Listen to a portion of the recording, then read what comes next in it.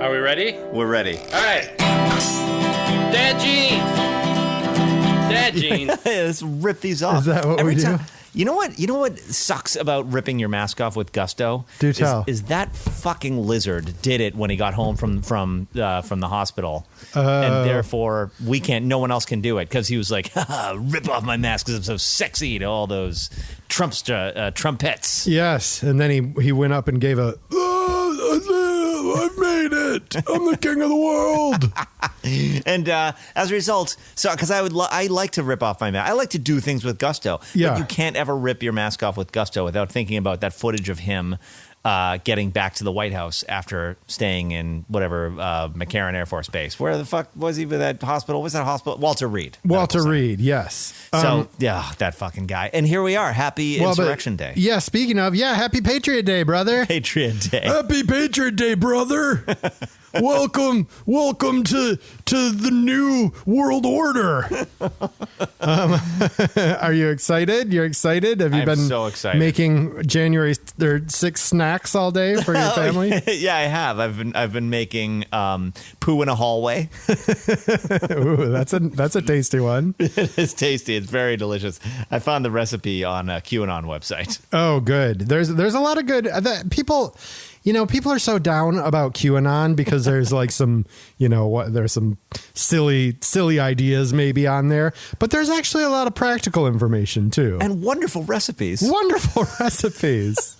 Yeah. We just got an Instant Pot, and boy, do they know how to rehydrate a bean, those QAnon weirdos. You queued up your pot. Love it. I'm searching right now for our episode, our thing that we put together. Oh, yes. I just forgot. I forgot who I am. Okay. Yes, here we are. Hello, Brendan. Happy New Year. Hello, Jeffrey. Our listeners may notice that we sound a lot better now because we got actual microphones. Do we? Well, I finally got an actual microphone. You've had an actual microphone. Undeployed in this space. But now here it is. Oh, should I have the pop guard? No. The pop. Am I popping? Actually, now that you mention it, yes. Am I popping in your ears, Brendan? That would be extra fancy. I'll hook it up. I don't give a shit. Okay, fuck it, right? I don't give a fuck. You know what? We Omicron thing. Listeners, I talked to Brendan today, and I said, I don't give a shit about this Omicron. I'm living on the edge, and he's like, you're gonna show up and you're gonna wear your goddamn mask like a good American citizen, and he forced me to wear a mask. Yeah, I did. I forced Jeff to wear only when you walked in so that we could hug each other and press our junk against one another. No, after which we ripped them off with gusto like Trump did when he got home from Walter Reed. He actually, I don't know why I'm throwing you under the bus. You did not tell me to wear a mask. That was my own doing. But we were sitting here with the door open because who knows? Who knows what filthy beasties are lurking out there? And inside of us. And inside of us, exactly. Well, so this is the thing that I was thinking about the whole N95 mask. Again, like here, I don't understand the rules. Like, I thought the mask was to protect you from me, not me from you. Right, yes. So to contain our spittoons. Yes, but it seems like the N95, the purpose of that is to protect me from you. Yeah, why didn't they lead with that? Yeah, I don't know. It just seems like that rule just changed all of a sudden. That is very odd, isn't it? It is odd. I've been scratching my head over it. I can't follow it. I'm having a hard time following it myself. I will tell you this, though, as a diligent COVID observer, COVID watcher. Yeah. I check the numbers here in Los Angeles County once every 6 months. Okay. And yes. I checked them today, yesterday. How are we looking? And the 7-day average, we had a terrible hotspot peak in December of last year, December of 2020. Okay.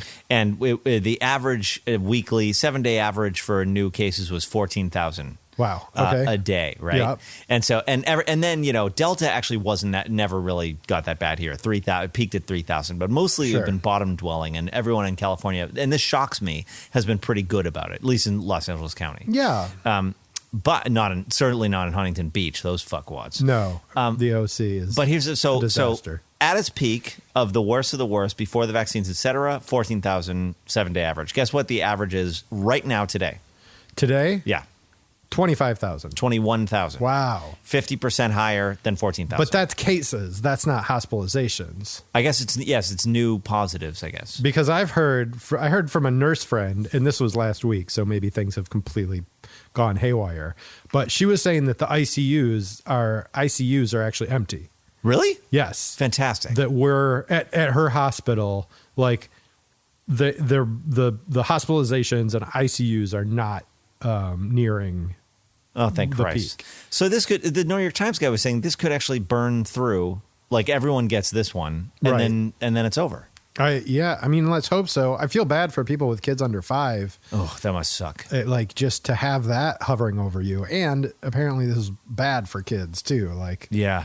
worse than any of the others have been. And to have kids under 5 and to be at the mercy of American stupidity, to have weaponized American stupidity surrounding you at all times. Yeah. I don't know. I would be a homicidal man. I would be climbing a water tower with a high-powered rifle. Yeah, that's what you would be doing? Yeah. To shoot your children under 5? No, I would be shooting the water tower itself. You'd be shooting the water tower. That's smart. Yeah. Because that's where the beasties live. Yeah, is where the That's BC what I read that Yeah. on the QAnon It's in the website, actually. It's in the water supply. Yeah, it was just under the tuna noodle casserole recipe, which is divine. It is divine. The secret. Oh, yeah. Peas. Peas. Exactly. You read the same recipe I did.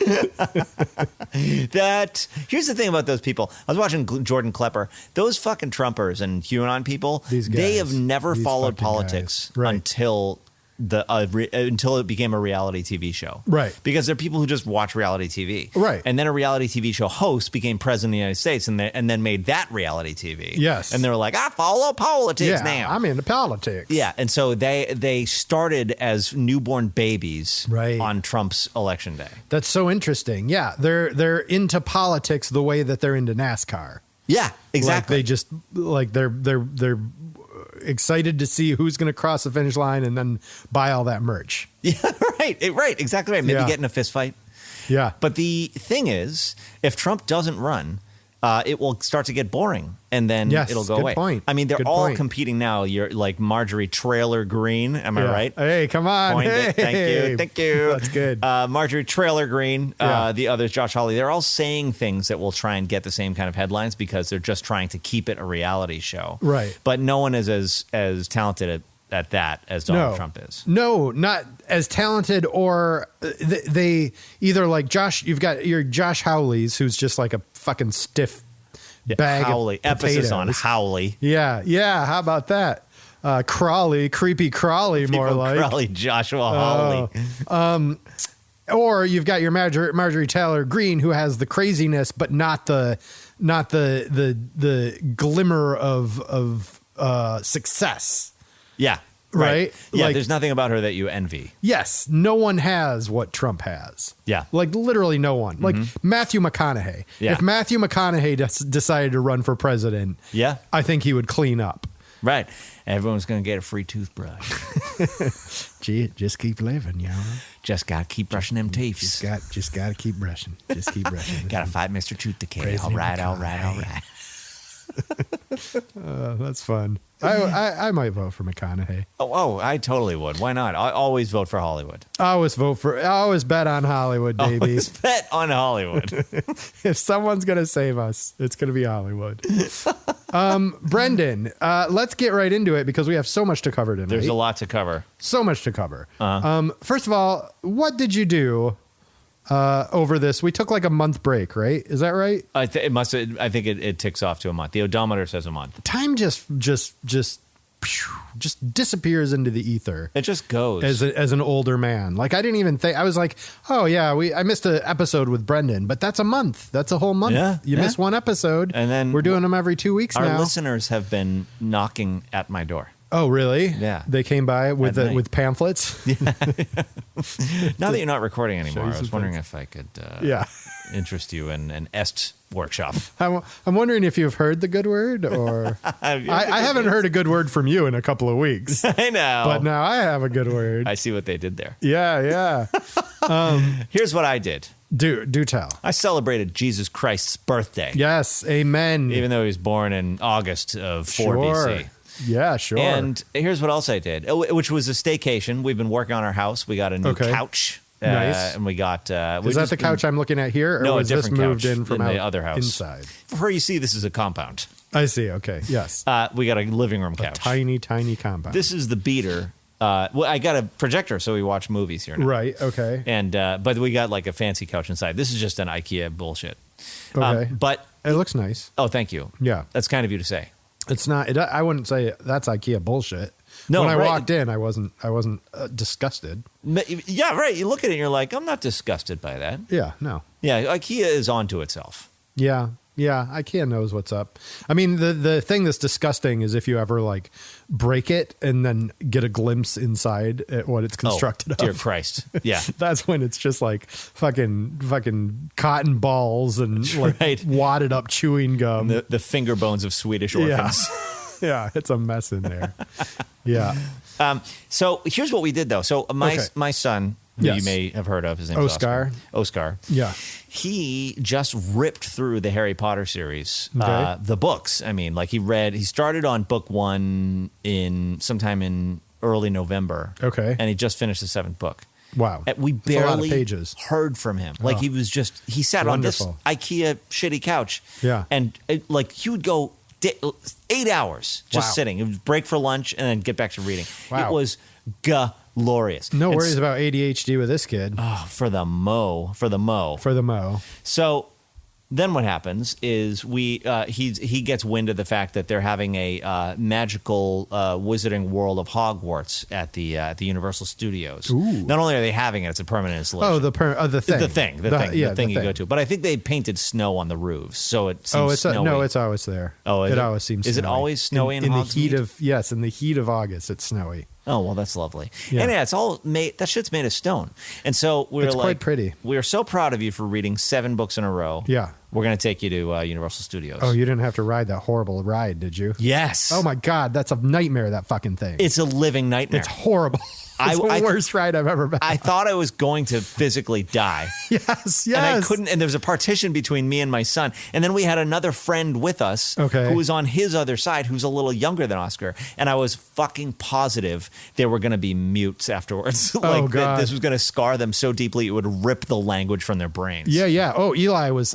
We took Eli on that thing, and like afterwards, like first of all, because you're separated, you're locked in a cage. Yes. Like they lock you in a fucking steel tight cage. Yep. Right? Like Hannibal Lecter style. Yeah. With a cage over your mouth. Yes, exactly. And like, because everyone gets their own separate car, and I could just barely like hang on to Eli's fingers. Yes. That's what I did with Oscar. Yeah, because it's like, you're like, there's some terrifying shit that's going to happen. I can feel it in my bones right now. I don't remember the Harry Potter stuff being so terrifying, but I've never felt closer to flying. And listeners, this is the crazy thing. So you're on this hydraulic arm, this 4-seat, like basically metal couch that you're strapped into like Hannibal Lecter. And the hydraulic arm shoves you at things as you move along a track. And one of a number of the things it shoves you into is this concave LED screen that's very super high resolution, and it puts you inside this dome so that all of your peripheral vision is the video image they care to show you, and then they're tilting you downward, and then they're blowing wind on you, and then they make you fly. And so you fly towards Hogwarts on a broom at 190 miles an hour, and it feels so real. With like the fastest moving pixels you've ever seen in your peripheral vision, like just coaxing vomit out of you. Yes. Oh God, I was like, I'm definitely vomiting into this like video cup. Yes. And I'm sure my son and his friend are going to also. Right. Yeah. And so that we got there, we didn't have to wait in line because we got there first thing in the morning, and we ran straight to that ride. Awesome. And so we were running past all this stuff. Like they expected a 3-hour wait for that thing. So there's all this stuff where like the video. It's quite nice actually. The line design is where pretty cool. You go into like Dumbledore talks to you, and you get the 3 kids who are like, hey guys, so we all made out behind the scenes. Dumbledore, Aldous. Right. We literally Albus, ran past all that stuff. Yeah. Good job. And So I was sort of a bummer about that. And then we walked outside, and we got out, and I stood up, and I was like, "Are you guys still human?" And they were like, "Oh, that was awesome!" Oh, they liked it. Walked outside, and Emily didn't go in, and she waited for us, and they said, Wise. "No more rides for the rest of the day." Oh my God, really? Yeah. Wait, what do you mean? They didn't want to do any more rides? No, because that was too it was fucking so thrilling. Insane. It was such a thrill ride. Wow. that Well, they you must have couldn't gone. Did you go on the studio tour at least? do. We did do that. Yes, Oscar and I did. Which that's essentially a Yeah. ride. They like buckle you into. Oh, they do. Yeah, and you go into the little sound stages and like the gorilla and the dinosaur the Fast fight and the over you Furious thing. Yeah. Yeah, that thing was so goofy. We have seasons tickets. You do? Well, we did. We bought the seasons tickets in 2019, and then the season was cut short. So they ended up just giving everyone, like we'd had season tickets for like 3 months. And then when it came back, they just like gave us another year. Fuck yeah. So we couldn't even, or no, we'd had like our seasons tickets for like 6 months. Yeah. And then they gave us another year. So we just like, we've fucking overdosed on Universal. I'm done with that place. We didn't do the other, like I wanted to do the Simpsons. I wanted to do the like Jurassic Park. We didn't do any of that stuff. Jurassic Park is awesome because that's like an actual real ride. But everything else is those screen rides, and they just make me sick. Like the ones where you're completely in a vomit car inducing. going up and down. Yeah. It's not. But but here's the thing. Yeah. Did you do the thing? So Oscar, I don't know where do these children divine the existence of things that can be bought for them? Who knows? Yeah, but he they was like, we're sniff 'em going to out. Universal, and I'm going to get a cloak, and I'm going to get a wand. Oh, Jesus. That shit's like hundreds of dollars. Dude, I was like, sure, read all 7 books and we'll get you a cloak and a wand. Right. We go, and they have you buy your fucking pubic hairs because you walk in and you try on the robe, and the kid is like, this is the greatest day of my life. And it's all acted out like they're like, young Oscar, this is your destiny is this robe. Yes. Right? Like I see you're a Ravenclaw. Right, yeah. Yeah. Guess how much the robe costs? Fuck, I don't even want to know. They're more expensive than the wands, right? Yeah. The We've robes looked are at them before. $130. And the wands, which are a piece of fucking plastic, Yeah. $60. Fuck. And we were like, oh my God. Well, but we tried, we it's were like, Christmas. we didn't fly home. We didn't fly home. Yeah. But here's the thing about those wands. This is the crazy thing. You may know this. You can go around and like they stand on these plaques that are in the cement. Did you see this? And you make movements with the wand, and it makes fire burst out of buildings and shit like that. Yeah. So he spent most of the day in his cloak and his wand running around creating actual magic Oh, that's cool. out of this stone thing. And it was awesome. That's It was Oh, awesome. that's fun. My nephew found out on the internet that you can just take a stick and put reflective tape on the end of it, and it accomplishes the same thing. And you can use that thing. So he just brings his fucking stick to Universal Studios. That's with him. genius. I know. That's It's the way like to I'm do not it. buying one of these stupid wands. And then the guy at the wand store is like, excuse me, what is that? Is that Yeah. regulation? That's not sanctioned. Can't do magic in Hogwarts with that unsanctioned wand. Did you have the butterbeer? Yeah, that's tasty. That is some tasty shit. I mean, That it's is very basically tasty. drinking a birthday cake. Right. Yeah. It's a little butterscotchy, but not too butterscotchy. Yeah. They do it just right. They do it just right. It's a I nice thing. I'm surprised they don't sell that in just cans. And I wouldn't not drink it, except for the fact that it is literally 4,790 calories. It's a lot. Yeah. You will gain some weight at Universal. If you drink an entire one in one sitting, Right. you instantly get diabetes. Exactly. That's the magic of Hogwarts. It is, exactly. What did I do, you might ask? I'd like to know. I broke my arm. What the Brendan. fuck? Jeff, what? Yes, I broke my arm. Well, I'm looking at 2 of your arms. Yeah. Neither of which seem broken. They don't seem broken, but look at this. No, just kidding. No, so apparently it's a 2 on a scale of 5. So it's not There are that scales of bad. breaking. They're breaking scales, and 5 is detached from your body. So like it like comes off and they have to be sewn back on. yeah, That's 5 is literally your arm is hanging like off, underneath a tire somewhere. fine. And 4, I'd imagine, is a spiral compound fracture. 4 is like bad. 3 is like the norm. Like that's what people usually get. And I got a 2. I fell off of. I bought Eli a hoverboard for Christmas. Awesome. It seemed awesome until I stepped on it. And the fucking thing spiraled out of control and sent me flying and broke my arm off. How far did you get on it before you fell? No, I didn't even, I just stepped on it and it Shit. sent me for a spin. Well, yeah. So I did it around around our kitchen a little bit. I just wanted to try it, so I got on it and I was able to do it, and it seemed like it's designed for children. So with my fat ass stepping on it, it was just crawling along, and I was like, oh, this is a crawly machine. This is fine. Oh, yeah. So then we took him to the park, and I step up on it, and it just zips out away from me, and I fall backwards and land directly on my arm. And we were there with my mother-in-law and Sarah, and I stand up, and she's like, "Are you okay?" And I'm like, "Yeah, I'm fine. I'll shake it off." But I'll get that. Have you ever broken anything? Yeah, broke my thumb. So do you have? I don't know if you remember this, but I've had one other broken thing in my life, and I got I got nauseous.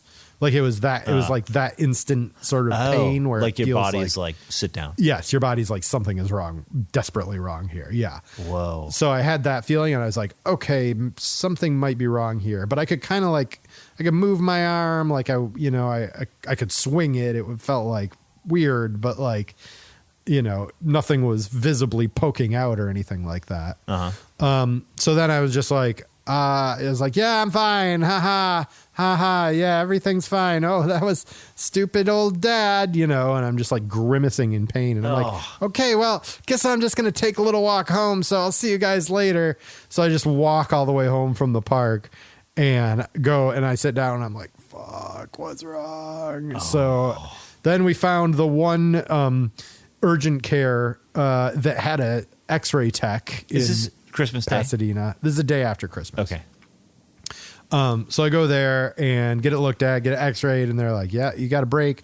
It's at the head of the arm, right here where it meets my elbow. Oh, yeah. My LB bone. No, not my LB bone. My, what's this one? Oh, yeah, right here. This is the elbow, right? Yep. I forget. Usually. The body. On most bodies. This is the shoulder. I was pointing to the shoulder and saying my LB bone. That's how fucked up I am. But so right here, this is broken. The tip of this bone. So that's where the pain is, but my wrist is okay. How did you break that? Falling? Oh, did you land on the elbow? I landed, yeah, I guess so. On my wrist and my elbow, or just right. I don't know. I don't know. Roonies. Good question. All right, I broke it whacking off. Is that what you wanted to know? You want to know the truth? It was sort of. Well, that's what I was picturing this whole time. Well, that's all you do on a hoverboard anyway. At the moment, that's what they're made for. I start just abusing myself, groping at myself. Yeah, they're so hot. And down the street. Yeah, just zipping down the street. All Kids, the neighbors run, peeking out their doors. He's going so fast. Not on the hoverboard. I mean, on himself. Just inching along. My God, on the hoverboard. pace yourself. Okay. Anyway, so the hoverboard going really slow. Yeah, exactly. I'm crawling along at 3 miles an hour, but just masturbating furiously, powering himself with his own self-abuse. Amazing. That's the next Dean Kamen invention. Yeah. So anyway, so I go and I get it looked at, and they're like, well, it's broken. And they give me a sling. They say, you probably don't need a cast for it, but tomorrow I'll go see an orthopedic surgeon and get a second opinion. So the next day I go to this orthopedic surgeon. He's like, yeah, it's broken. Might not be that bad. Wear the sling for a couple of weeks, and then blah, blah, blah. And that was a week ago. And I was just I got tired of the sling. And so now I'm just free balling it. And I may be doing myself horrible damage, but you only live once, buddy. Hey, if you're on a desert island, you wouldn't even know it was broken. Exactly. No one would have told me. Sunday. Just would have hurt. Just would have felt like a bruisey arm or something. Bruisey arm. So that's what I did. But that wasn't the entirety of my break. We got tickets for the kids and my in-laws to see Hamilton over Christmas, and it was canceled because of Omicron. This fucking Omicron. That's the musical about the suburb of Toronto, right? Yes. No, that's I think you're thinking of Oh Calcutta. That's one. Yes, it's Calcutta, Ontario. Yeah, exactly. We took the Starline bus tour, Jeffrey, which I love. I have something important to tell you. Do tell. That was my first job in LA. Oh, that was where you were the guy? Yeah, I was a tour guide in Boston. You were a tour guide in Boston. And I didn't know I you came worked here and here. I was a tour guide here. Oh, I really? moved here, and in my first week, I was giving tours of this place. Oh, my God. That's awesome. Was that fun?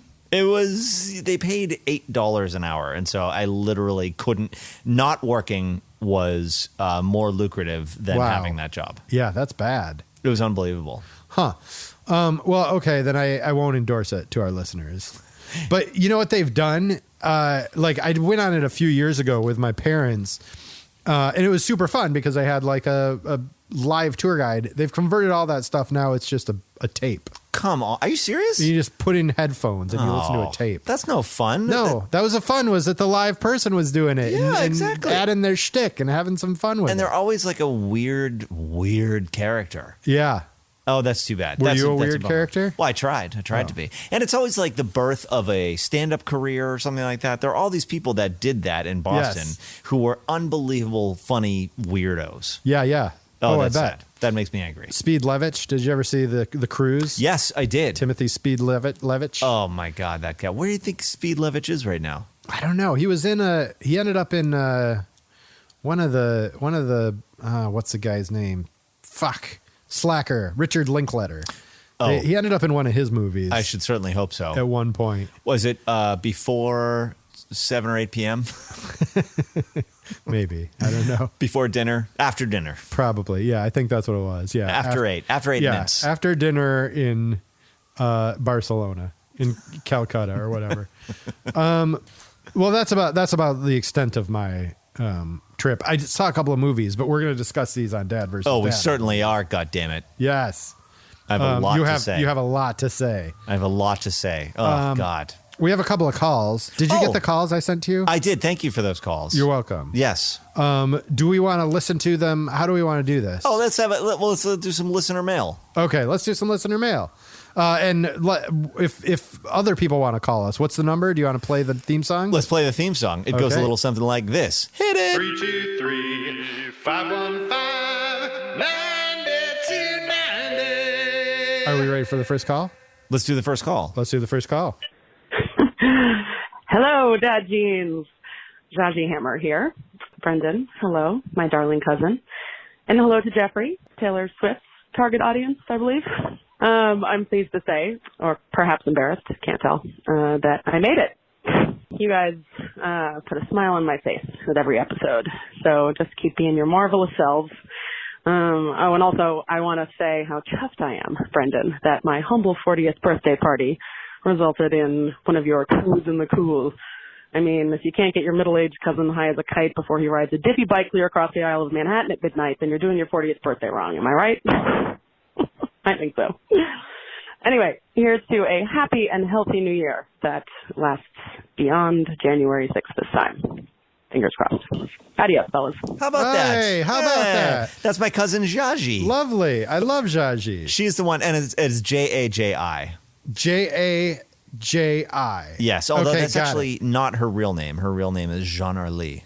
Genre Lee? General Lee. Her real name is the General Lee. Yeah, that's a real fancy way of saying General Lee. Her parents were really into the Dukes of Hazzard. Genre Confederacy Lee. Let's get to the General Lee. Middle name Bo, last name Duke. Wait. I loved Jaji. What a lovely person she is. She's awesome. She's a darling human being, and she briefly lived in Claremont because she was like doing a program there, and I got to know her.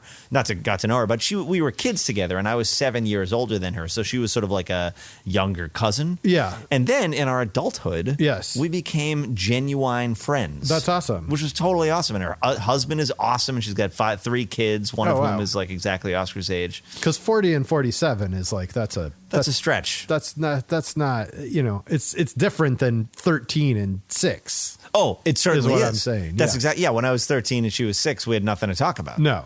Although I was a little regressive. Actually, we probably had plenty to talk Yeah, you were about. probably exactly on the same maturity level. Do you like Captain Crunch? And she'd be like, actually, I'm reading War and Peace, Brendan. She's totally great. She works on the podcast Wrongful Conviction. Oh, and really? it is a hell of a listen too, by the way. Like, oh boy, you listen to that and you're like, and you just want to sit your kids down and be like, never look at, talk to, or be near police. Right. Because they're like, you looked at me, you have been convicted of murder. Oh God. Oh, it's terrifying. It's terrifying. It's terrifying. So that's a wonderful podcast you should all listen to. And she listens to us while she does yoga. Oh, fantastic. She's memorized all the moves, I guess. So right now she's doing sun salutations or downward dog. Right. Probably. Well, she just got started. So probably I'm guessing she's doing the pointer. The pointer, yeah. That's the one where you like just point at the person across from you. Oh yeah, I'm not mad. I'm only pointing. That's yoga, right? Yeah. Hey, you. I know you. Yeah. Yeah, that's exactly right. Or shoving her fists under her chin or something. You know, all those. Yeah. So she is awesome, great. Lives in Chicago, actually Evanston, which is just north of Chicago. We stayed with them for a couple days when we travel. We try and stop there on our way east for the holidays when we can. Oh, she lives in Chicago, but she had a birthday party in New York? Yes, because she grew up in New York. I see. And, I love Chicago, too. She and her best friend had a threesome? Yep, yes. Okay. Sorry, Shaji. I don't mean to interrupt your pointing. She was, I want to make it as hard as her to do to complete this particular yoga move as possible. Yeah. She and her best friend had a joint birthday party. Okay. And that's the one that I got absolutely baked out of my mind at by accident, kind of. Yes. And if you haven't heard that story, please refer to the previous episode. Yes. Shall we listen to our next call? Let's do. Hi, guys. Happy New Year. Happy 2022. This is Crazy Michaela Block, and I adore you both very much. Had to have you fill my ear holes on January 2nd. I have a question for you. What are your 2022 goals? I don't say resolutions anymore. I just say goals. And Pickle, my daughter that is in Hazel's class, her goal was to survive first year of middle school. That's sweet and sad. So I would like to go on more dates with my husband. But I need to think of more deeper goals. So what are your 2022 goals, guys? And I hope it is to do more podcasts, have a Patreon, and sell merch. That's a great idea. Okay, I love those goals. I love Michaela. You are our guardian angel. Yes, I love the goal of, first of all, merch. Let's just make a t-shirt. I'll make a t-shirt. I'll make a t-shirt by the end of the week. It's not that hard. It can't be that hard. No, you can do it in today's day economy. And age. That is one of my. That's actually like sort of parallel to one of my goals, which is that I want to stop giving away the milk for free this year, Brendan. Attaboy. You know, I didn't even realize you knew how to lactate. only when I'm on my hoverboard. But I feel like you and I both do this. We just do so much fucking free entertainment out there into the world. You're right. Like, and I mean, I'll still like maybe tweet or whatever, but it's just like I'm sick of doing all this shit for free. Mm-hmm. Like I want to get paid to do the stuff that I do. You should. A brain like yours, Jeffrey, you should be in every writer's room. Brendan, I say the same to you. We should just be every writer's room. Okay. They don't need other writers anymore in today's day and age. You're right. No, it's just us. We'll just do it all. Fuck it. Let's just write the next episode for whatever is on TV right now. Yeah, everything from Queen's Gambit to Star Trek. That's going to be us. This is a fantastic idea. It's going to be like Lord and Miller. We're just going to do it all. Queen Trek. Queen Trek. Oh, that's good. See, let's pitch that. I don't know, but I do want to. I want to get away from this habit that I've fallen into in my life of just like thinking like the only thing I can do to get paid is like a day-to-day job, and I can't do what I really like most enjoy doing for money. You know what I mean? Right. Right, that's true. There seems to be this new world order of a trapeze act where people put out freemium content. Right. And somehow the money just kind of comes and finds them based on having a following or something. Yeah, like your Substacks or your Substacks, your TikToks, your Tuk-Tuks. Yeah. I mean, not that I don't know. I don't want to interface with all those. I don't want to deal with all those different like places, you know? Yeah. Like I don't want to give my content to corporate entities either. Mm-hmm. But I don't know what to do. I don't know. But it's a goal for this year. I'm going to figure it out. You're going to figure it out. Somehow the milk is going to be paid for. Yeah. And I think that's what, I mean, for Dad Jeans, like, let's just at least do a Patreon. Like, let's get our fucking, our podcast hosting website paid for. Oh, yeah, that's true. It is like something like $15 a month or something 20. like that. It's up to 20 now. How about we just charge $1 for 20 people? That's exactly. Or yes. 50 cents if we come out twice a month. 50 Sure. cents isn't too much to ask, is it? Nah, I think we could do more than that. We get $5 a month. What, don't we have to give them shit, though? Maybe. I mean, we're giving them the free content. They've had 150 episodes of this thing for free. They owe us. Should we like call them on the phone or just have a texting relationship with each of them? No, none of that. None of that. We're not going to play your calls. We're not going to do anything. We're not going to do anything for you. Just give us money. Jesus. We're fucking hurting here, people. You know who's really not going to get the milk for free anymore? Who? My wife and son. I give them my best material all day long, and they spit in its face. Oh yeah, they don't appreciate it. No, they don't think I'm that funny. And I'm like, are you fucking kidding me? Okay, so what can you do? What can we do to like preserve all that stuff? Like, have you ever thought about like replacing them with robots? Oh, every day. Okay, with like recorders in their heads or something. Yeah. And they would say things. This is an old Woody Allen joke, but they would just say, I know. That would be lovely, actually. Yeah. Oh, I know. That's an old Woody Allen joke? Did you ever listen to his stand-up? I've heard of some of his old stuff, yeah. He has one stand-up album, and it is amazing. Okay. I mean, I know he's like... Yeah, a molester or whatever. Yeah, so... But this was before anything else. He was a stand-up, then he was a playwright, yeah. Then he started making movies. You know what? Then he married his stepdaughter. You know what? God bless him. That's all I got to say about Woody Allen. God bless him. Just wish him the best. You know what? Sometimes in life throws a curveball at you. Yeah. You're the most beloved independent filmmaker in America, and then you're a fucking national monster. Right. Yeah. The nation's monster. What are your goals? Thank you, Michaela. It's such a sweet question. What are your goals, Jeffrey? Well, there's that one. Stop giving away the milk for free. Oh, you already did that one. Yes, and then my other Someone's one. going to buy the cow. Yes, exactly. The other one is to stop being consumed by events that are outside of my control. Like just the fixating on what's happening hundreds of thousands of miles away instead of like I want to pay more attention to what's happening locally around me. I think that's a wonderful goal. Thank you, Brendan. You're welcome. What about yourself? Do you have any goals? I would like to not eat when I am bored nor nervous. Oh, that's a good one. That's a good one. I eat out of boredom. Yes. And I eat when I take a break from working. Okay. I walk into the kitchen, Grab and I have it. an apple and peanut butter. Well, but that's healthy. Why is that a bad I snack? don't know. If you do that every day, it starts to add up. Really? Yeah. An apple and peanut butter, Brendan? Yep. Come on. You're not going to tell me. You don't ever. When was the last time you touched a Cool Ranch Dorito? Like 20 years. Oh, more than 20 years. What? There's no. What are your vices? You have no vices. You need vices. Oh, gum. I think I chew gum. It's not a vice. You need more vices for 2022. I You do need. Yeah, that's true. You're too like every year you're like, I'm going to climb a mountain this year. And then you just climb a mountain. I'm sick of it. You're making us all look bad. I see what you mean. See, there's too much asceticism and achievement. Yes. And you've achieved too much in your life. Stop it. Stop achieving. And more self-destruction, you're saying. Yes. That's not a bad idea. Yes. All right. I think I can do it. How about... Yes. You know what I really want to do? I want to fly in one of those squirrel suits. Although the problem is you die. Okay. And then you're dead. Oh, yeah.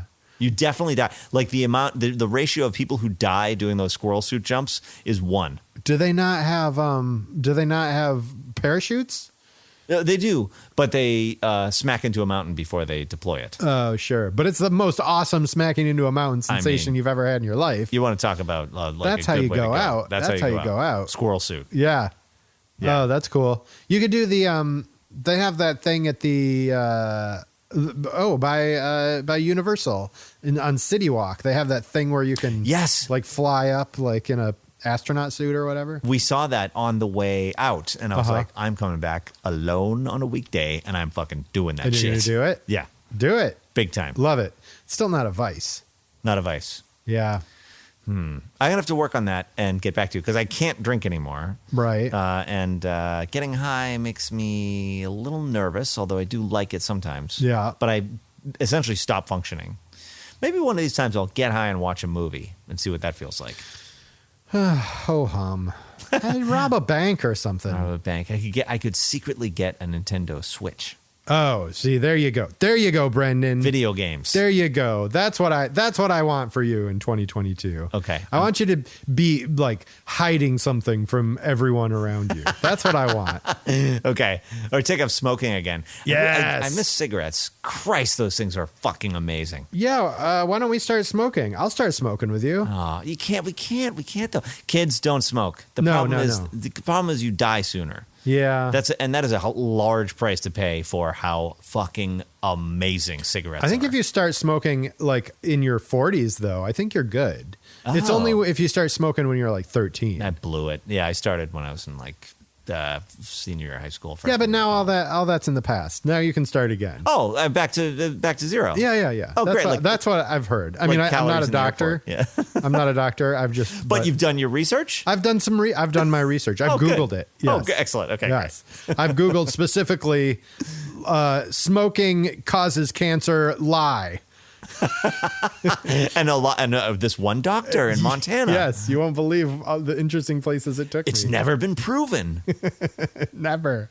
No. That's my favorite argument. Nothing in science has ever been proven, you fucking idiots. That's pretty good. Yeah, science is changing all the time. Science wants to be proven wrong. Yes, I love it. Shall we move into our first segment? Yes, Dad I think that's a versus fine Dad? idea. All Dad. Oh, Jeffrey. Uh-oh. Here. Uh-oh. Oh. I see the fire in your eyes. Oh. What am I about to face? Dad versus Dad. Okay. In this corner, Dad. In the other corner, Dad. Dad versus Dad.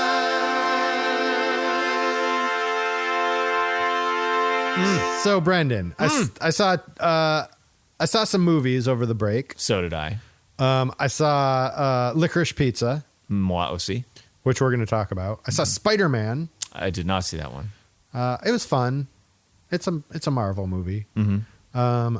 I saw that Don't Look Up, I saw that. which is which I think those two, Licorice Pizza and Don't Look Up, are the ones we are going to discuss today. I think we should. Because you and I had very different responses You to might these say two movies. opposite. Opposite-y. It's opposite-y day. I don't think they're as opposite as you. I didn't have a polarized reaction to either of them. I see. I thought they. I liked Licorice Pizza quite a bit, but I had some problems with it. Mm-hmm. And Don't Look Up, I thought was okay, but I didn't love it. So that's where I stand on these movies. I see.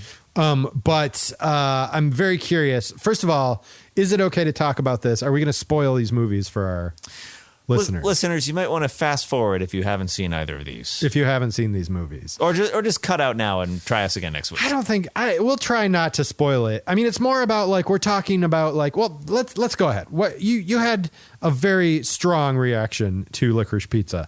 Tell me about your reaction to this movie. Well, I'll start with the positives, Jeffrey. I find Consider it very the positives, touching and moving that he cast Cooper Hoffman. Yes. Son of his old friend and late friend, Philip Seymour Hoffman. Sure. I think that's lovely. And the kid, seems like a very lovely kid. I thought it was great. And this Alana Haim character. I thought she was great. She's also like seems like a barrel of monkeys. Yeah, they were both great. Mm-hmm. Yeah, Agreed. Okay. Yeah. Check 1, point 1. Brendan. So you're winning at the moment. I'm ahead. Yes. Okay. And secondly, I never like to slag a fellow artist on the air or anything like that. Oh, really? So I will try to couch this in my Niceties? problems. Okay. But couch it in your problems. as we know, I did not care for The Master. No. But here's the thing. Okay. Boogie Nights is Yeah, a Boogie masterpiece. Boogie Nights is a masterpiece. Okay. A fucking masterpiece. Uh-huh. Everything about that movie is brilliant. Every frame is genius. Okay. And Magnolia is it's okay. Sure. I was really into Magnolia because it felt very contemporary to my experience of the turn of the millennium. And I was like, this is now, and this is my movie because me and age and contemporary, or I don't know. This speaks to me. But looking back, I don't think it actually spoke to me. I think it had like swoopy camera things, and it just kind of... Okay. I got the DVD of Magnolia. Recently? No. Okay. Back then. Yeah. And I was watching I devoured it, and then I was watching the bonus features. Yeah. Because kids, back in the day, DVDs had bonus features. Yeah. Where you could watch behind the scenes They shit. still do, in fact, but yeah. I'm the only one who still buys them. Right. Jeffrey's the only one who has a machine that will play them. Yes. And there was this behind the scenes of the young man who made the movie, talking with his Mr. cast Anderson? members, Mr. Anderson, Yes. talking with his cast members, and and I was at the time, as I was watching these bonus features, studying directing itself, at a prestigious graduate school. So you were like, I'm going to see how this guy does it. Yes. Okay. Exactly. And he was, and he was.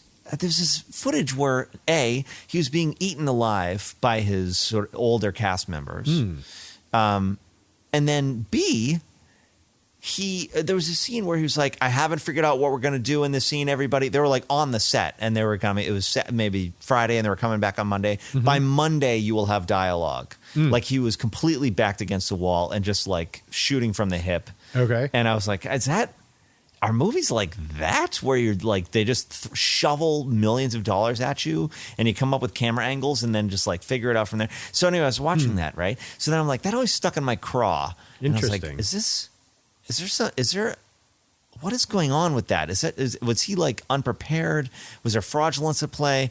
Is it in fact that he is just so wild and loose he wants to know exactly what's in front of him because that is to be lauded? And then There Will Be Blood came out. And I went and saw it. Can I stop you right there though? I haven't seen this documentary. I'd be interested to watch it. How can that be? Like I feel like Magnolia is so everything is connected to everything else. Right. How is that? How is he just making that up as he goes along? I don't know. Maybe it was for the camera and he was like faking us out or something like that. Huh. But yeah, or maybe it was made in the editing and there was tons of reshoots. Like maybe that was early on and he was still finding the movie and he had the latitude somehow to find it, like he's Stanley Kubrick, even though he was 0 years old. Right. So then I go to see There Will Be Blood and I'm like, okay, I think I really like Boogie Nights and this is Daniel Day-Lewis. You're ready. And there's something You're ready for an experience. Ready for an experience. I sit down in the Vista movie theater and I'm like, let's go. This P.T. is Anderson. post. You didn't see Punch Drunk Love? What was? Which I can't remember which came first. I think Punch Drunk Love definitely came first. Oh, okay. Then I sat through Punch Drunk Love and I was like, huh? Not a fan? I was like, I don't, this movie is built in a strange way. It's like, It's a very strange movie, yeah. it's like and I remember thinking like, it is my duty to like this because I am an artist. Okay. But it's like a car where all the parts were put in backwards. And you're like, Interesting. none of this stuff connects. Yeah. It's all, why is he kicking the windows? And then there's an edit? Like, I don't, I'm beginning to ascertain a pattern of your feelings around Paul Thomas Anderson. Like if Boogie Nights is the most like just like straight movie that he made. Like it's just a movie. Like he's got it's Hegelian. The straight up arc. It's got like, you don't like the shagginess of P.T. Anderson, which he's leaned into. Sprawl, the meander. Later in his eyes. Right. Okay. So it is in his later years. It is my Philistinian belief that movies, like the connective tissue between, Steinbeck?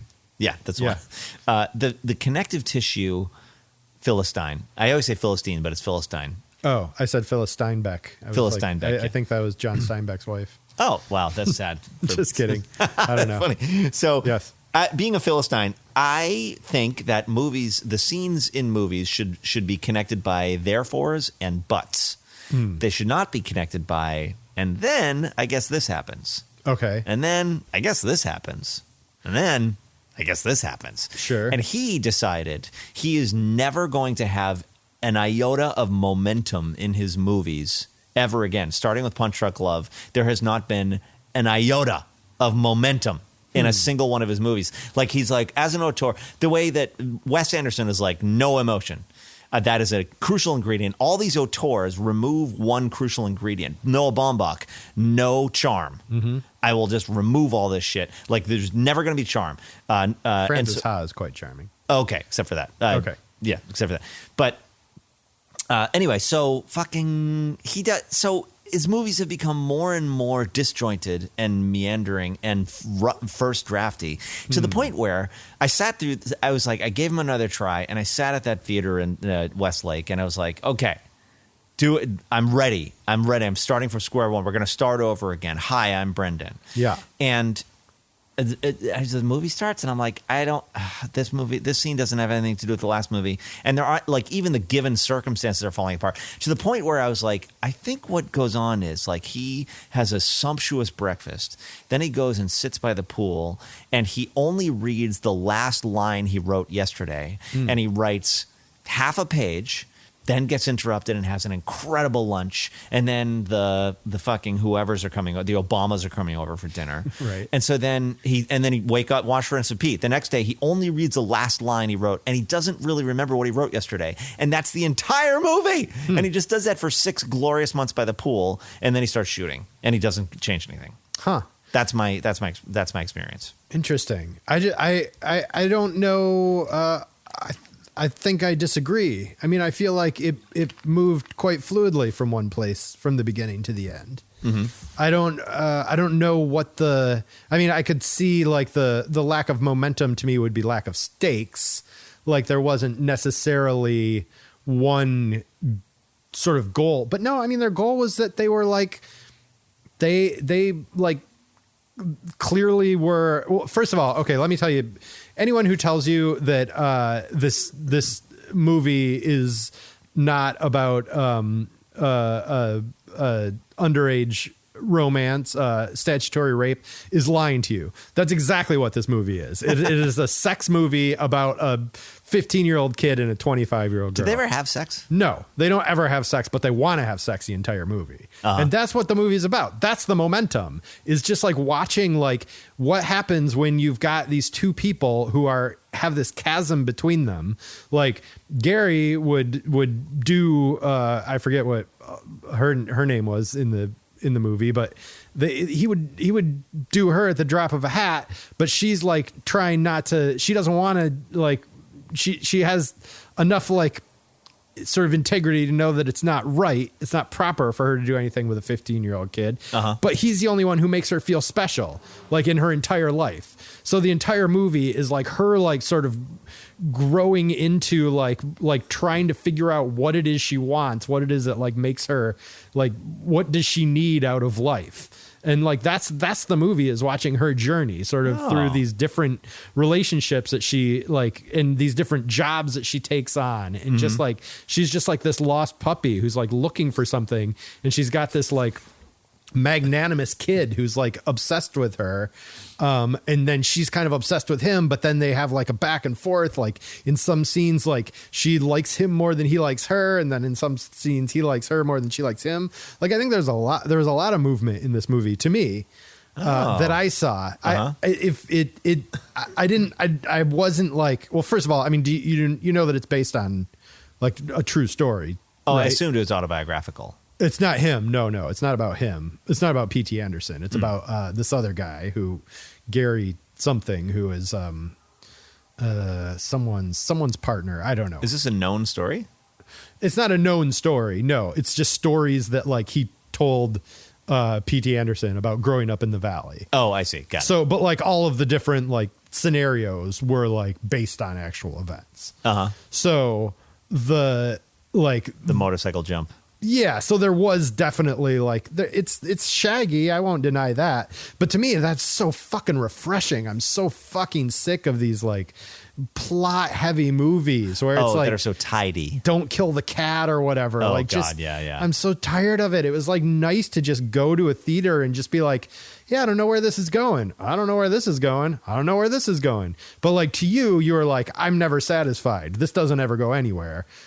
Yes. Give me my money back, sir. I felt toyed with because there's the scene where the truck runs out of gas. Yeah. And the whole thing with our good friend Bradley Cooper. Sure. And so suddenly I was like, oh, something's happening. Yeah. Okay, this is gonna lead to something, and it doesn't. The next scene has She nothing drives to it do with that. backwards. It's a triumph.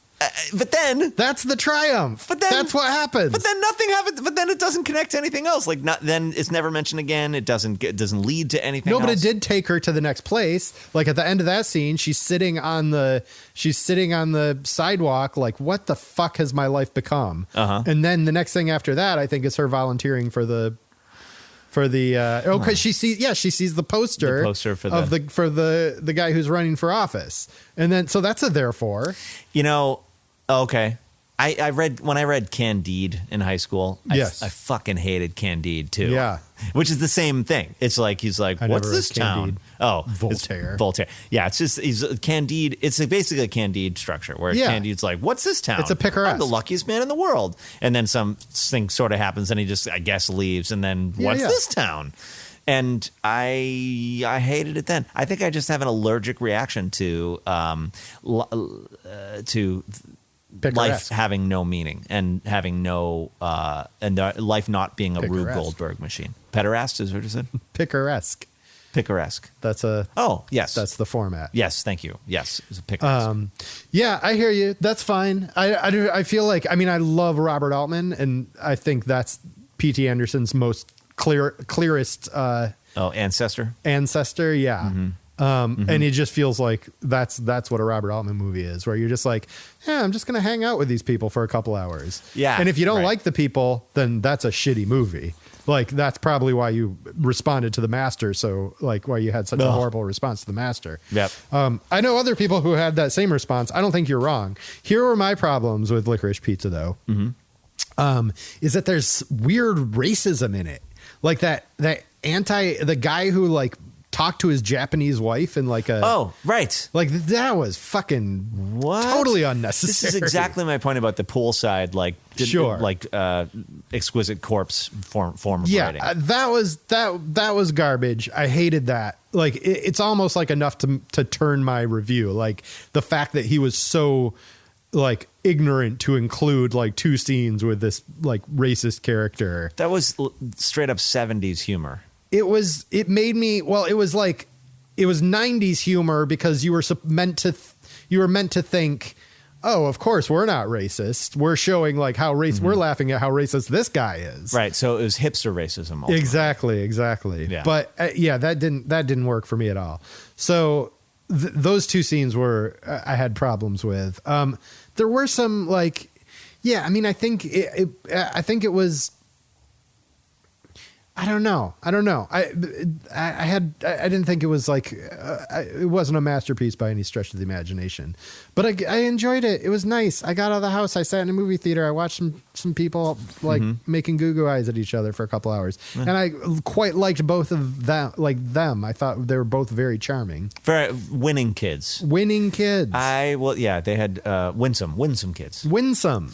I would lose some, but to me, yes. What I got was this is a cry for help. He is begging us to make him so extreme. To not let him make movies anymore. Oh, I don't think that's he's being true at an all. enfant terrible, where he's like, I'm going to make shittier and shittier movies until you force me to stop. Wow. And then fucking Remnick is like, I'm going to do a fawning interview, and I'm like, really? The New Yorker also is going to be up this. But listen, you just listened to my whole explanation explanation of this movie, and you acted as if you're like, oh, interesting. Oh, that might be some revelations. And you're like, and this guy's just making shittier and shittier movies. This is the shittiest movie I ever saw. I know. You got to be open, man. I am open. You got to be open. I am open. I guess I have a well of anger about There's it. something you don't like about this guy, and I can't put my finger on it. I'm sure he's really nice. Is it because he's Hollywood royalty? Maybe Is I'm that jealous. part of it? I could be jealous. Well, I'm possibly. probably jealous. Or you just, but you're not jealous of Wes Anderson. Like, No, you I liked think his last movie.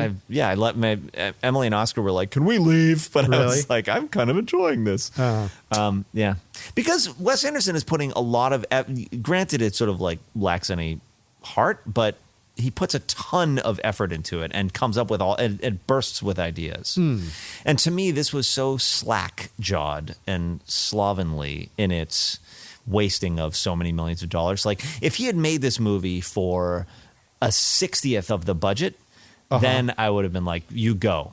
But the thing is, like, there would be these shots where he would back the truck into an alley, and the alley is really deep into the vanishing point, filled with 70s cars. But the shot is ugly, and he's doing that on purpose to be like, look how much money I had that I'm not even using. I don't think that's true. You think he's just like trying to fuck you over? I like felt he's like fucked up. laughing at you as an audience member. I felt mocked when I would be like, that composition is like objectively ugly, and it's filled with like picture cars that cost thousands of dollars. And I could, it is such a, it's a blatant. This made you very angry, this movie. But then again, the way you described the movie, I wish I had seen that movie, because that movie sounds interesting to me, and I don't actually, maybe I'm a sociopath and I don't have empathy, and I couldn't see what was happening between the two kids. You thought there was no progression of their relationship? No. And where's he getting all this money? Suddenly he can have pinball machine. Like, to me, I was like, this is the classic director loses touch with reality because everyone has said yes to him for 20 years and he's been a millionaire for so long. Oh, but the guy really did it. Like, if it's a true story about a guy who actually did these things in his life, like, you can't say that that's unbelievable. Where did he fucking get the money, though? He started like a waterbed company, and then he like made, like, it was like the story that you saw in the movie. Like, he just he started out as an actor, as like a child actor. He made some money from that. Okay. And then he like opened a waterbed company, and then he opened a pinball company. Like, yeah. And I will say this: they were like living pinballs, where there was no consequences, no anything. They're just pinging and pinning, like pinballs from one bumper to another. And so maybe it's a metaphor for we're all just pinballs. I don't know. Maybe. I'm getting turned around. I don't know. I mean, yeah. I think I feel like there was a lot of depth there. I think that's where you and I just like ultimately disagree. Is that you think he just like threw up on the movie screen and was like, here, take this shit, because I can't be bothered to think about it. But I think there's more. I think it's more subtle. I think just the way he tells stories is more subtle. And I had like a similar reaction that you just had. I saw There Will Be Blood and fuck, what was the Coen Brothers movie? No Country for Old Men. No Country for Old Men. I saw those movies the same week, because I think they came out the same week. Yeah, they did. Yeah. And I was like, I saw There Will Be Blood first, and I said, I'm not like as into this as everyone else seems to be. And then I saw No Country for Old Men, and I was like, I am in the hands of masters. Yes. Like, right. these people are master storytellers. Yes. And I had a similar reaction. I was like, I can't fucking, like, this thing is just like slapped together. Like, it did, like, I understand where you're coming from in that analysis of P.T. Anderson. But I do think like there is some vibe that if you are tuned into it on Paul Thomas Anderson movies, like they are very well crafted. His craft is in making them almost look uncrafted. Interesting. Okay. I can get behind that. I just, you know what? So Perkins, our good pal Brian Perkins, described it this way. When he was talking about his own experience of the Talking Heads, he was like, I want that juice. I can't have that juice. Right. There you go. Clearly, I mean, I want the P.T. Anderson juice, but I, for some reason, can't have that juice. That juice is not for you. Clearly, this is me, because the entire world is is licking this guy's butt. Maybe we're all full of shit, and maybe you're right. It's like Profiles in Courage, standing Yeah. there on the Senate floor. Maybe you got it. I don't And know, The rest of us are blind. Maybe I'm like Cassandra. I don't know, but everyone sees something that I don't, and that also kind of frustrates me a little bit. I think. Yeah. Because Of course. I want to have the juice that everyone's having. People were howling in the movie theater. And I was like, "What are you laughing at?" Oh, see, that's how it's weird in LA when like you go see a movie and people are just so psyched to be at a movie. Yeah. And they're just like, "Wah!" Right. Like you watching a fucking John Cena film about being a firefighter with 3 crazy kids, and people in LA are like slapping their friends on the back with laughter. Yeah, You're yeah. like, that what the fuck? that also unsettled me. I get it. Place and time. You remember the scene in No Country for Old Men when Javier Bardem comes to Josh Brolin's hotel room door, realizes that Yes. Josh Brolin is seeing the shadow of his feet, and walks away and turns the lights off in the hallway? Ooh, My yeah. heart fucking cracked in half. I was so scared at that moment. It's so good. It's so good. Yeah, that's a real. I mean, those guys. No one can step to them. Yeah. Although they will sometimes do the head scratchers too. Like A Serious Man, I sat there and I was like, Love that. what is this movie about? It's a picaresque. It's a picaresque. You hate a I hate a hate it. picaresque. That's what it comes down to. I Yeah. don't have any beef with P.T. Anderson. I'm sure he's a lovely guy. Yeah. I hate picaresques. Oh, interesting. But what about After Hours? I loved After Hours. After Hours, it's sort of a picaresque, but it's very tight. It's so Very tight. One thing leads to another. Right, and yeah. Martin Scorsese is an American genius. I won't deny that. I like quite a few of his movies. Do we want to talk about Don't Look Up, or should we just move into our next thing? Let's do it in 2-minute encapsulations. You go first. I think I thought it was. I liked it. I thought it was good. It felt a little bit like I had a similar problem to it that I had with adaptation, especially in the like post, like the reaction to it, in that it sort of builds in its own. Like you can't critique it. It's like built in, because if you critique that movie on the level that like I didn't find it that entertaining, then they're like, well, it shouldn't be entertaining. This isn't about entertainment. You're just like the people in the movie who want to be entertained the whole time, you know? So I kind of was like, it kind of like made me a little angry that I felt like there were a lot of jokes that didn't really land. And then like there were just parts of it that I thought were like drawn out, and I thought they just ignored like certain very easy targets, like the Leonardo DiCaprio and Jennifer Lawrence both come out against like there's are people who are telling you that this comet is real, and people are saying that they don't, and like the scientists, no one ever is attacking science like the scientists in this movie. Oh, like it's that was like such a huge thing that they could have played on, like Yeah. the fact that like there are people who are like, I don't want to hear the science, but all of the actual characters are just left alone. There's no like the angry mobs of Americans. Like it wasn't as biting as I wanted it to be. Oh, I think that's it. I thought it could have been really dark and really biting, and I think it tried for it, but I don't think it nailed it. And so that was my problem with it. Oh. But having said that, I enjoyed it. Like I did. It kept my attention through the whole thing. There are parts of it that I thought were great. It was like a great, like, it worked, but I wanted it to be more vicious personally. That's interesting. And that makes me do a sweep over all the other Adam McKay movies I've seen. And perhaps he subconsciously, those inflatable sumo wrestler fat suits that people can put on? Oh boy, do I. And so no one ever actually hurts each other. Yeah.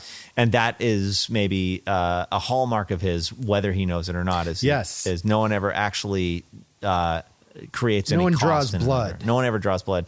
And it's more these figurine marzipan people. And I think that relates to like his earlier, like the Will Ferrell movies, like that.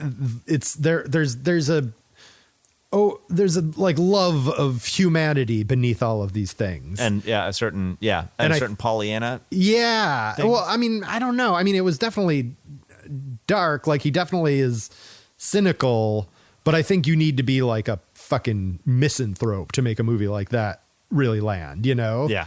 You need to be like who's the bean there guy, like who's just like or network, you know, that the guy Patty Chayefsky, who's just like the greatest, hates everything, you know. You would never want to meet Patty Chayefsky. No, he would be the most miserable person to ever spend any time with. He'd take one look at you and say something so devastating you would have to leave town forever. Exactly. Yeah, that's what you need. That's who you need directing that kind of movie. Exactly. But well, speaking of Patty Chayefsky, sorry, did you have more? No, I wanted to hear your thoughts. But let's speak about Patty Chayefsky real quick, because this is movie genes, by the way. This is movie genes. Yeah, I don't know. I hope our listeners like movies. Otherwise, you're tuning to the wrong podcast. We also have children or whatever. Yes, we're going to talk about them in the next segments. Yeah. Okay. The problem is they're old enough now that we can get through an entire movie again. Yes, exactly. Well, speaking of Patty Chayefsky, the thing that I really liked about this is that, and I also liked his Wall Street movie, is that Adam McKay is the only person living that I can think of who is like, burn it all down, like burn it the fuck down. Everyone is like, it's not subtle enough, and I'm like, you fucking idiots, we don't live in a subtle time. Interesting. And we need a wrecking ball, and especially on our side, we need some satire with teeth. And he finally came to destroy. It felt to me. See, that's what I'm saying. I thought he had baked bean teeth. I think he came to gnaw. Came to gnaw. Yes. Baked bean teeth. Yes. Did you make that phrase up?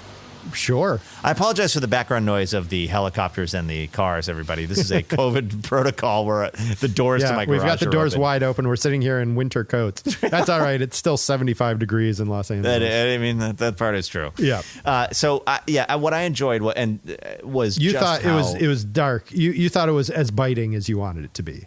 Yeah. Okay. Yeah, I think so. I mean, the funny thing is he goes for jokes in a movie where he actually wouldn't necessarily have to. He could, as you're saying, get much more acidic and sinister. Right. And it's still funny, but in a more sort of fangy way, as opposed to Wag the Dog. I thought was a great example. Oh yeah, of that. Wag the Dog. Yeah. Is very similar to this movie, I think. A dark sense of our doom, and you can't stop watching like it's a car crash. Sure. Versus car crash of two clown cars. Yeah. Yeah. But I mean, having said that, like, it's got a very dark ending. Like, he definitely went for it at the end there.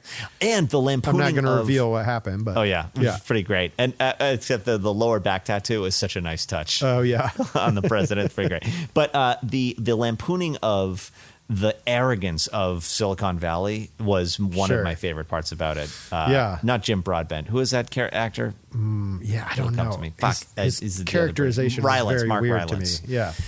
He's an odd duck, but it made sense. Like, he's sort of the Steve Jobs weird autistic weirdo, Right. And all he wants to do is mine it for minerals. It's fucking hilarious. Sure. And owns the world, and then starts spouting the bullshit about how there won't be any racism anymore or something like that because he gets so rich off of it. It's just the hypocrisy of Silicon Valley and their stupid Californian privileged hippie ridiculousness must be destroyed, and Adam McKay took a big swipe at it. Which he definitely hit a lot of good juicy targets. I find myself just not like. I mean, that was the movie that prompted me to like tweet. Is it my most controversial opinion is that some movies are just okay because like you just have to fucking hate or love everything. And now in today's world, and I don't want to be pulled into that, man. No, you're making room for mediocrity. I'm making room for things to just kind of come into my head and not stay there for very long.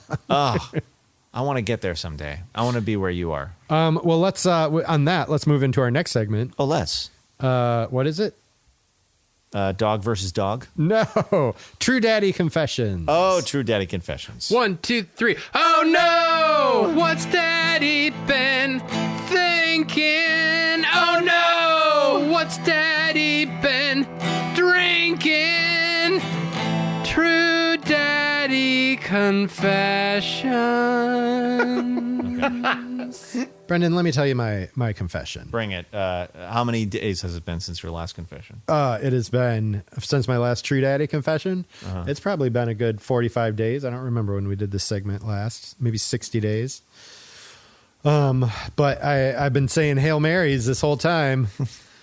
And Our Fathers. So I'm tired of listening, Brendan. I'm tired of listening to my kids. They always have something to tell me, and I rarely know what they're talking about. It's very like they're in their entertainment world, and they've got their obsessions that they like talk to me about, and I'm just like, I don't know what the fuck you're talking about, and I don't care. I don't care. I don't want to hear it. I just want to, like, especially after work, like I get done with work at 5 and the kids are already home, you know, they get home at 3.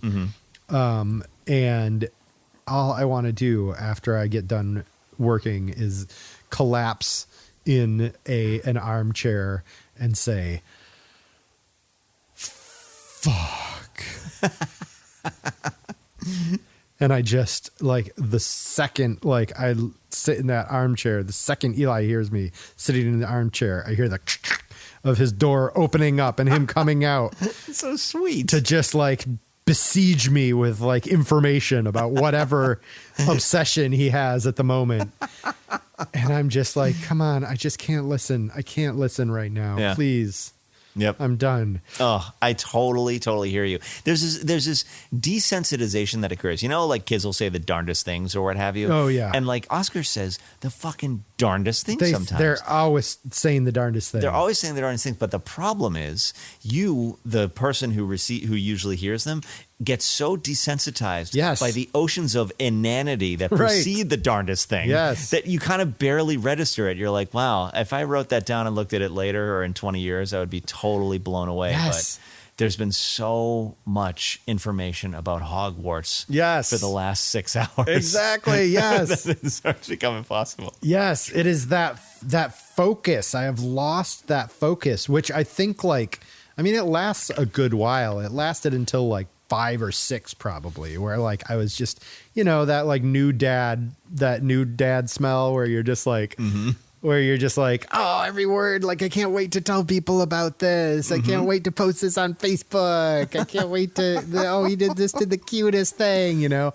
And then like people who have older kids are just like, oh, fuck you. I don't care. Like he said, me, hey, what do you want for dinner? Him, baby wanna wawa, you know, that's so hilarious, you know. And I'm just like, I see those posts now, and I'm just like, fuck you, get over yourself. I want to read your dialogue post with your kid. I don't need to hear it. Your kid says the darndest thing, doesn't That's so cute, because they all say the darndest thing. They all say and then like thing. What you're saying, like it's also like, and eventually it just becomes like subsumed by like the darndest. It's the darndest needle in the haystack.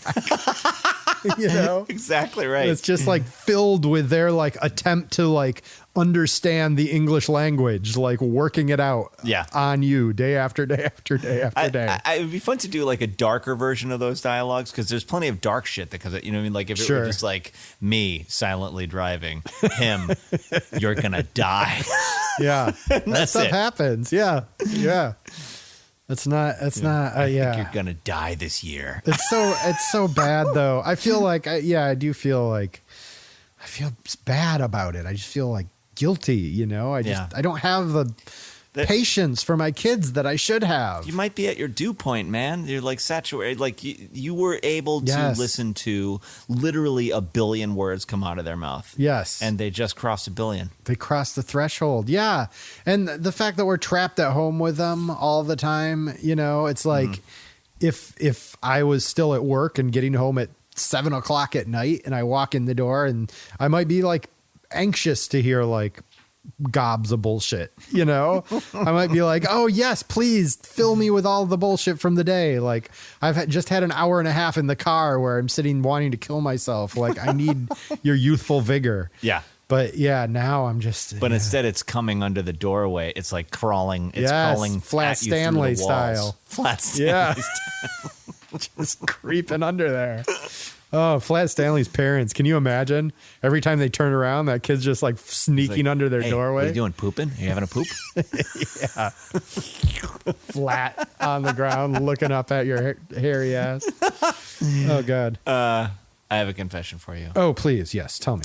So I was walking past Target, Yes. and I had my dog with me, Okay. and it was dusk. It was dusk. And I had to run into Target to get something. But I didn't, for some reason, feel comfortable leaving my dog outside. This was before I did the calculus where I was like, actually, if someone took this dog, he might have a better life than we're giving him. Now I leave him outside of stores all the time. But at the time, I didn't feel, I was like, fuck, I have to go into Target, but I have my dog, the dog with me. How am I going to? Wait, where were you walking to a Target? There's one right down here. Between, there is? Yeah, so I was like walking home from Oh, it's like the mini Target? mini Target. Yeah. Okay. Yeah. Got it. Gotcha. And so I have to go in. I don't have to grab, but this is sort of like dad related item I had to get, and I had to get it because of whatever, and I had to get it on that trip. Ball powder? Ball powder. Thank Yeah. you. That's what it was. Yeah. Yeah. Siemens own Gold Bond medicated ball wipes. Ball powder. And and it's like a 15-minute walk here, so I'm not going to like Yeah. spend 45 minutes just because I have the dog with me. So and I had my sunglasses on, Okay. and so what I did, It was a sunny day. it was a sunny day, Yeah. and what I did Oh, no. was I made his leash Oh, a lot no. shorter, Did you grab a tin cup? and I kept my sunglasses on. No. And then I did my shopping with the dog right next to me with my sunglasses on. Pretending that you were blind? I didn't know, not necessarily. No. I stopped short of that. Yeah. I just didn't take off my sunglasses, Oh, and I God. held the leash real close. Oh, my God. Brendan. That's genius, actually. I felt, and then like people were like sort of getting out of my way and stuff, and it was kind of awesome. Right. But then I, beep, beep, did my own self checkout and then gave away the game. Oh, wow. And no one stopped you. No. Interesting. By that point, the jig was up. I had my items. I don't think that's a true daddy confession. I think that's a fatherly advice. Oh, maybe. I think Keep your that's- sunglasses on and People how to. real close. Yeah. I have felt a little guilty about it ever since. But I am the type of person that is willing to stoop to that level. Wow. And you would never tie the dog up? Well, after that kind of broke my spirit. Where I was like, am I going to do this in order to avoid the highly improbable event of a dog napping? Right. I am not. Now I leave him outside. Oh, okay. So it wasn't, you had no concerns about Walt's behavior, No. Just I that see. I didn't want anyone to take him. even 'Cause though he's he, like, he almost got your thumb ripped off. that fucking dog. He's a thoroughbred. He's a sought after dog. Uh-huh. Really? I'm making that up. I don't know. I mean, he is a No. thoroughbred, but I'm making up the part about whether anyone wants him. And good luck to him if they take it. I love my dog. Take Yeah. a bullet for him. I would take a bullet for him. Sure. But he sure barks a lot.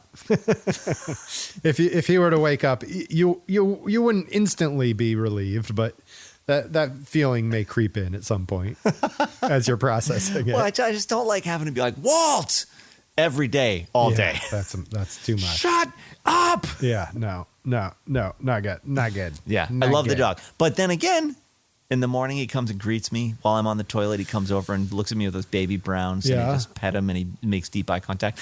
Emily, Does he Oscar, jump up on you? He does. He While gives you're me a big pooping? hug. Not while he puts a paw on my knee. And Okay. he's like, how's your poop going? Yeah, Kind of like Flat Stanley.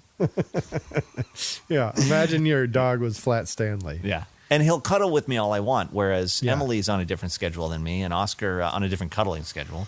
And Oscar is like, go fuck yourself. And Right. so I get free cuddles out of the dog. And, Well, that's good. And that pays his way. We get nothing from our cats. Why would you have a cat? Cats are odious creatures.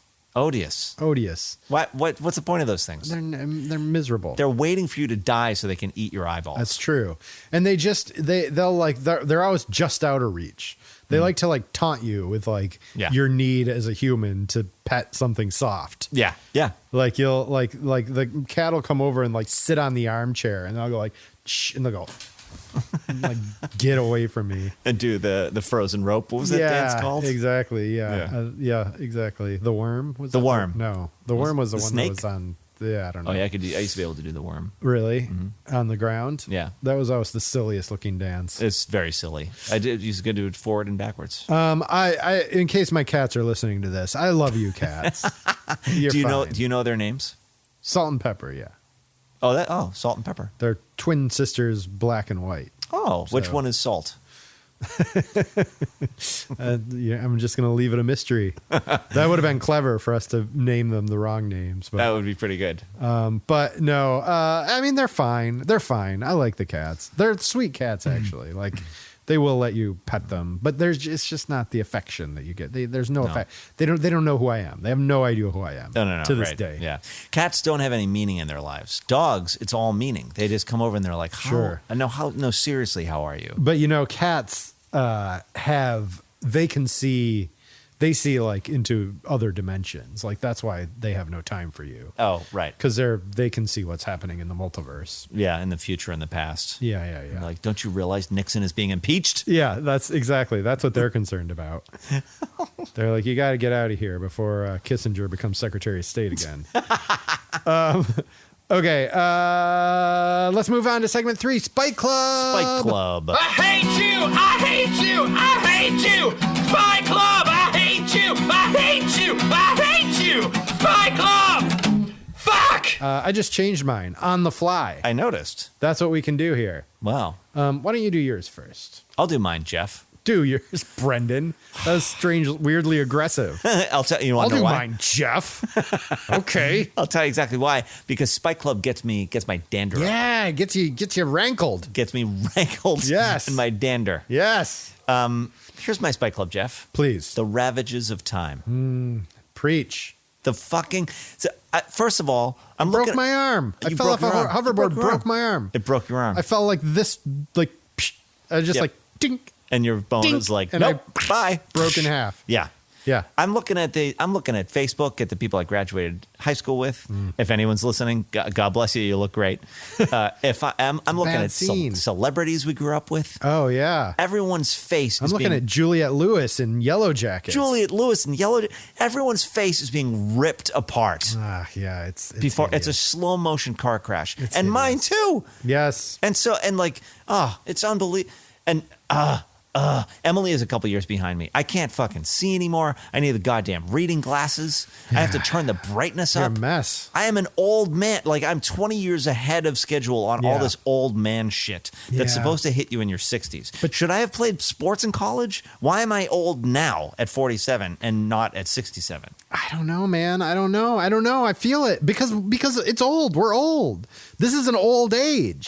This is like when we were kids. This was an old age, an old man. Fuck. And now we like live in this era of eternal youth where we're supposed to like not be adults. And I don't feel older than I feel like a fucking child inside. I don't know what Me the fuck too. I'm doing from any 1 minute to the next. No one should have ever trusted me with children. No, certainly not. They made a terrible mistake. Everyone is making it up as they fucking go along. Yes, everyone.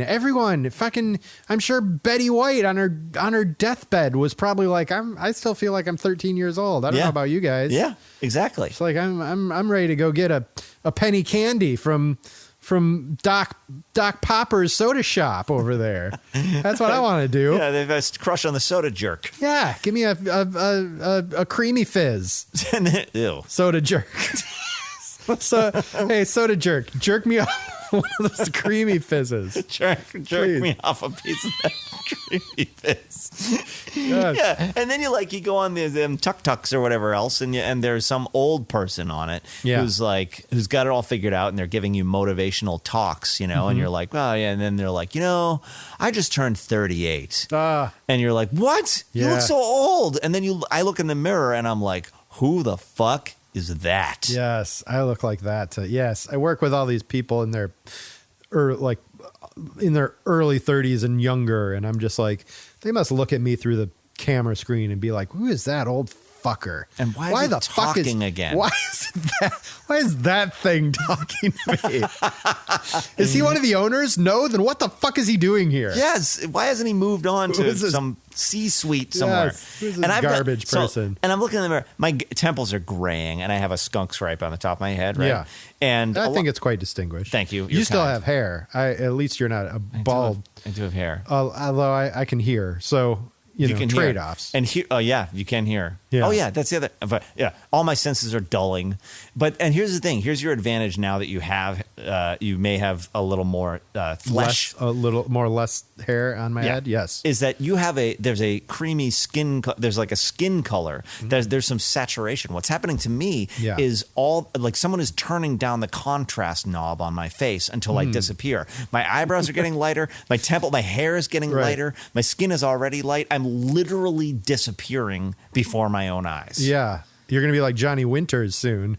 Johnny Winters. Yeah. Is he a Rankin Bass character? No, he's there are two brothers. They were like albino rock stars in the 70s. Johnny Winters, I'm sure you've seen Johnny Winters. He had like long blonde hair and was like all like yeah. I will study him. You. That's going to be you soon. Me. I have started to consider getting my hair done. Oh, really? Grecian formula or something. Oh, I think that's fine. Get your hair dyed. Right? Yeah, do it. Yeah, of all the things that you could do, if you started showing up wearing foundation, I might be a little like, Brendan, that's a bridge too far. If you went out and got Botox, I'd be like, I don't think so, buddy. Or had Scotch tape pulling up my cheeks. Yeah, but dye your hair. Dye it. Do it. Just do it. Yeah. Just do it. I wasn't prepared for how I've traded on the promise of my youth and my potential. Sure. For decades, not realizing that's what I was doing. Right. And now I'm at an age where no one gives a fuck what my potential is, and I'm not young anymore. So I just don't. So I was supposed to have achieved something by now. Yeah. And so now I just don't matter. And I wasn't prepared for how little you fucking matter at all. Yeah, which is why men our age who have like jobs lean into them and are like, I'm kind of a big deal around the office. Right. Because that's all they've got left. Yeah, they have nothing else culturally. Yeah, their family doesn't care about them or listen to them or anything. Everyone thinks they're an idiot. I still think we could do Vorhorst. That people would care. That would be because you have to take like what you're blessed with, which in our experience is age. Take that and mock it to its face. Like if we show up wearing skin tight outfits, playing a rock show, like people are going to be going nuts for it. You're right. You're absolutely right. People are going to be going nuts for it. You're right. And we have plenty of sincerity. Yes, there you go. Okay. I think we need to do it. We were talking about doing that for our 150th episode, which is 7 episodes away. Yeah, but now there's like a virus and fucking. How do you even? I don't even know. How do you even know? Just when we thought it was safe to go back. Yes, to go back in the air. In the air. Just when you thought it was safe to go be alive. Be alive. No. Nope. Joe Biden fucks you again. Yeah. Let's go, Brandon. Yeah, let's go. How about this, Brandon? How about you get lost? How about that, buddy? How about that speech today, though, where he was like, the former president can go fuck himself. That was nice. That was nice to hear. We need more of that from Democrats. We need so much more of that. Like today, the messaging was finally good. Finally. On one day. And it'll be forgotten tomorrow. Like it was just for today. It was on a plate. It was why it was good. Exactly, yes. They had one other day recently in which the messaging was good. When was that? Well, I don't remember. But I remember there being one day when they actually all like said something powerful. And I was like, do that every day. Just do that every day. But the Democrats hate winning. Yeah, I know. They feel like winning is an act of violence, so they can't bring themselves to do anything. Oh, they're winning in their when they fucking certainly. Go look at their bank account, buddy. Oh my God! Tell you that the man that sold the world. That's right. My spite club, is guilt. Say more. I'm done with it. I feel guilty about everything. Yep. Every fucking thing I do, I feel guilty about. Like I'm doing something wrong. Yeah. And I'm tired of it. Yeah. I'm just gonna not feel guilty anymore. Do it. Like if I, God forbid, you call me and say, hey, let's get a drink. And I say, no. And just leave it. God forbid. It'd be really funny if I was like, hey, want to go drink? Yeah. No. No, I'm just going to say that instead of feeling guilty. Like, oh, I haven't done the thing. I haven't made the call. I haven't returned the email. I haven't, held my child. I haven't kissed my wife. Fuck it. I'm not feeling guilty about any of it. No, nor should you. I'm living my best life, damn it. Live it. I'm just going to do what I do, and consequences be damned, Brendan. Damn those consequences. Yes. Live in a P.T. Anderson movie. There aren't any in there. Yes. I'll never, that's what I'll do. I'll go and I'll live inside a P.T. Anderson movie. Yeah. I'll be the old guy reliving my glory days on a motorcycle, jumping over whatever. Sean Penn looked good, actually. Yeah, he the did look ravages of time have. They. Some guys get craggy. Yeah. And craggy is so nice. Robert Redford got so nice and craggy. They become salty dogs. That's what you want. You want to be a salty dog that looks good in one of those skull caps. Yeah. And you're mending a fishing net on the dock. There you go. With a corncob pipe, and you've got wisdom. And a button nose. And two eyes.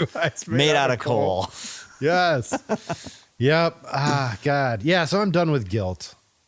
I'm just done with it. Good on you. Yeah, fuck it. Who needs it? Who needs it? What is it? It's a useless emotion. What does guilt worrying ever do for you? Nothing. What does it ever do for you? It just makes you Nothing feel at all. guilty. Yeah. Who wants to feel guilty? Oscar gets an earful from us. Yeah.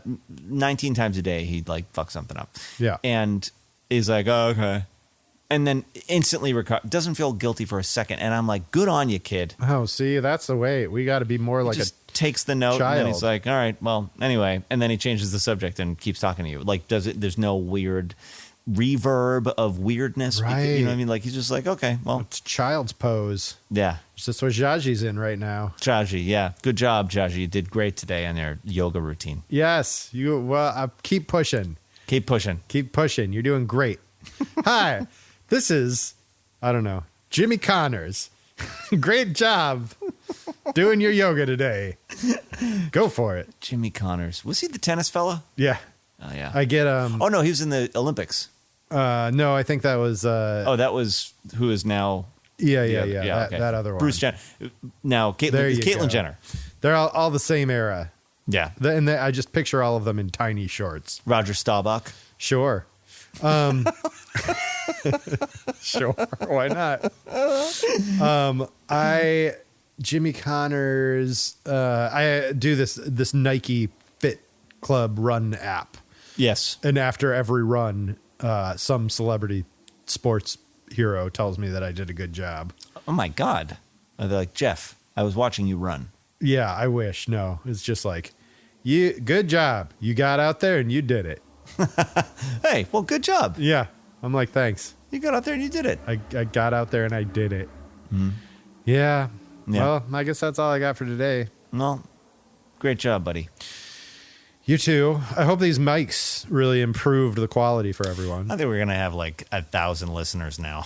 I think so too. I think this is what's been holding us back all these years. This fidelity. Fidelity. They couldn't quite make out what we were saying. Our podcast, listen, I don't want to go too deep on this inside baseball, but I listen to a lot of these podcasts and we're doing better than most of the pros. In our sound? You, my friend, do nice work with this sound. I appreciate that. Yes, it sounds so much better. Half of these fucking things, it's like they're like each 10 feet away from the microphone. Oh, You're I just know. hearing the echoey reverb. It's inexcusable. Inexcusable. I spent a month Googling how you do sound, and then I knew it. I've And been now doing the you same do thing it. for the last 7 years because it just took a little Googling. Well, perfect. Takes a little Google. Just takes a little Google. Yeah. Yes. Oh, we don't have a title yet. I think that's a good one. Takes a little Googling. Takes a little Googling. All right, everybody. Thank you for being with us. Thank you very much. We love you. We need you. Yes. Next week, we will not talk so much about movies that you haven't seen. Yeah, we're going to talk about TV shows. Yeah, that you haven't seen. All right. Good night, everybody. Good night.